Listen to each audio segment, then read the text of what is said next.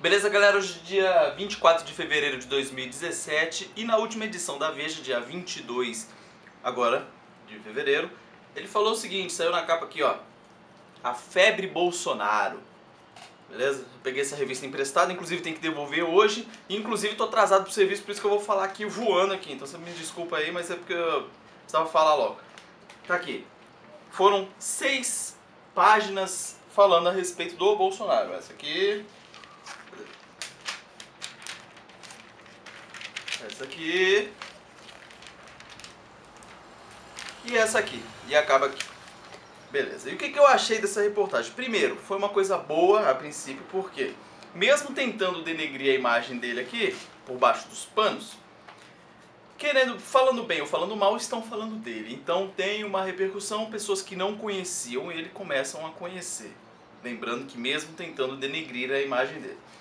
E por que eu falo disso, de denegrir a imagem dele?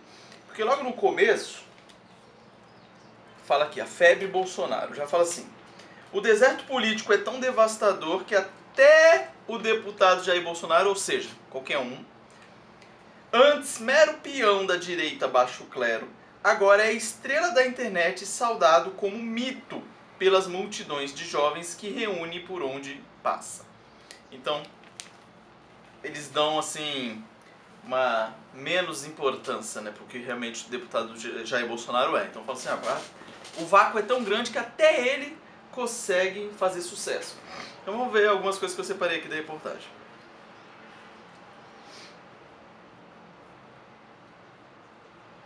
Com relação aqui a esse termo, né, que ele fala aqui, eles falam que até 2010 ele era considerado um peão do baixo clero. Esse peão do baixo clero, segundo a reportagem, eles falam o seguinte: termo para parlamentares esnobados pelos colegas, lógico, a maioria de lá é esquerdistas, por colegas mais famosos, esquecidos pela imprensa, lógico, que é esquecido pela imprensa, que também é dominada por esquerdistas, excluído das comissões, lógico, mais importantes, e com nenhum ou quase nenhum projeto aprovado. Óbvio, a pessoa, igual o Jair Bolsonaro, que apresenta projetos, por exemplo, de redução da maioridade penal, com aquele congresso dominado de esquerdista, lógico que isso aí não vai passar. Daí na página 58 eles fazem referência aqui ao Ustra, falando que o Coronel Brilhante Ustra foi um torturador catalogado, só que nunca foi condenado por tortura, então ele não pode ser considerado um torturador, mesmo porque a lei da anistia de 79 anistiou, além dos militares, os guerrilheiros bandidos. Então não tem nada a ver. Daí ele fala aqui sobre o regime militar, ele fala que o Bolsonaro se apresenta na defesa da ditadura, não era ditadura, era o regime militar, e exclui convenientemente, não, a reportagem falando, né, que ele prega a defesa da ditadura e exclui convenientemente quem apenas cometeu o crime de pensar diferente. Eu não vi ninguém sendo punido na época do regime militar por pensar diferente. A pessoa que foi punida, que foi presa, qualquer coisa do gênero, é porque praticou alguma coisa importante para isso. Me vê aí se você conhece alguém que por pensar diferente foi punido, como a reportagem fala assim. Fala aqui, então, lorota. Daí na página 58 mesmo fala também, ironicamente foi uma acusação de terrorismo em 87 que catapultou o Jair Bolsonaro à política. Veja publicou o plano na época. Esse aqui é uma piada, né? O plano se chamava, abriam aspas, beco sem saída, fecham aspas, contra os baixos soltos dos militares. E o plano consistia em explosão de bombas de baixa potência em banheiros de quartéis. Parece brincadeira de escola. Essa acusação que ele fala aqui que ele teve de terrorismo, nada a ver. Inclusive ele foi absolvido disso aqui na época. E o rolo foi porque ele deu entrevista à Veja e ele era como militar e não poderia ter feito essa entrevista, então ele foi punido por descumprimento do regulamento interno lá do exército. E não tem nada a ver com plano de terrorismo, estourar bomba de bombinha, né? Deve ser aqueles estalinhos, né? Pra fazer barulho. Lorota.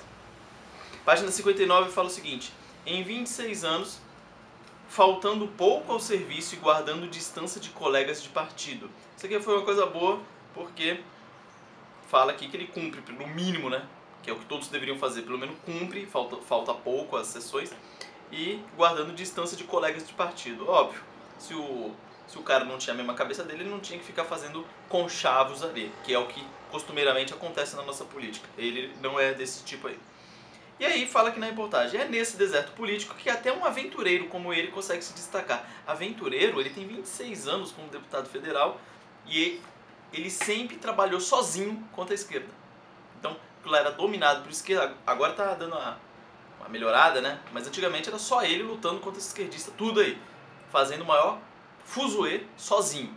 Só ele contra a esquerda. Então, um aventureiro, como se ele tivesse aparecido do nada. Então tá aqui tentando denegrir ele de novo. Em pesquisa, deixa eu ver o horário. Em pesquisa, saiu na frente de Aécio, naquela pesquisa que saiu semana passada. Curioso que segue dizendo as mesmíssimas coisas que dizia quando quase ninguém prestava atenção nele. Outra coisa que quiseram dar uma conotação aqui pejorativa, mas é uma coisa boa também, porque fala que ele sempre seguiu falando as mesmas coisas. Ou seja, ele sempre defendeu o Brasil, defendeu a família e as coisas boas. Então ele nunca precisou ficar sambando para lá e para cá, dependendo de quem está apoiando quem. Então ele sempre manteve firme nos propósitos dele. Daí continua aqui na reportagem falando o seguinte: sua ascensão mostra como as opções estão ficando precárias. Essa aqui é a última frase da reportagem. Sua ascensão mostra como as opções estão ficando precárias. E aí quem assina a matéria aqui é a Marcela Matos. E aí vocês percebam que ela quer dar sempre essa conotação assim: como não tem outro, até ele está subindo. Meu voto é do Jair Bolsonaro, como todo mundo aqui do canal sabe, já faz há muito tempo. Eu comecei a acompanhar ele mais fielmente em 2012 pra cá. Então, ele não é qualquer um. Pra mim, eu considero o Jair Bolsonaro como o salvador da pátria, porque eu já gravei vídeo aqui falando a respeito, porque mesmo se ele não ganhar a presidência em 2018, pelo menos ele abriu os olhos de muita gente, principalmente da geração mais nova aí, da juventude, que será o futuro do nosso país. Então, quando ele citou o Carlos Brilhante Ustra na votação do impeachment, ele abriu um leque gigantesco. O livro do Brilhante Ustra aumentou mais de 1000% as vendas dele e tal. Detalhes pormenorizados do que aconteceu na época do regime militar aqui no Brasil. Então abriu os olhos de muita gente, inclusive a minha, que eu comprei o livro. Eu nem conhecia o Brilhante Ustra, conhecia através do deputado Jair Bolsonaro. Então, eu considero ele como um salvador da pátria, e não é essa que a reportagem da Veja quis dizer. Ah, não tem outro, ele subiu. Não, ele subiu porque ele merece subir. E ele subiu por causa das redes sociais, não se engane. A Veja é do PSDB, né? Para quem não sabe aí, ligações intrínsecas aqui com os socialistas fabianos aí. Então, ele cresceu graças às redes sociais, não teve nada a ver com nada, esse vácuo político. Se não fosse as redes sociais, até hoje ninguém ia conhecer o Bolsonaro. Então, resumindo a história, porque eu tô atrasado. Bom carnaval a todos aí, se eu não gravar vídeo aí nesse período, que eu devo estar em off aí, que carnaval, eu não gosto de carnaval, então eu procuro me homiziar aí em algum lugar. Então, se eu não gravar vídeo nesse período, voltarei logo após o carnaval, beleza? Então, feliz feriado aí pra todo mundo, responsabilidade, forte abraço, até mais.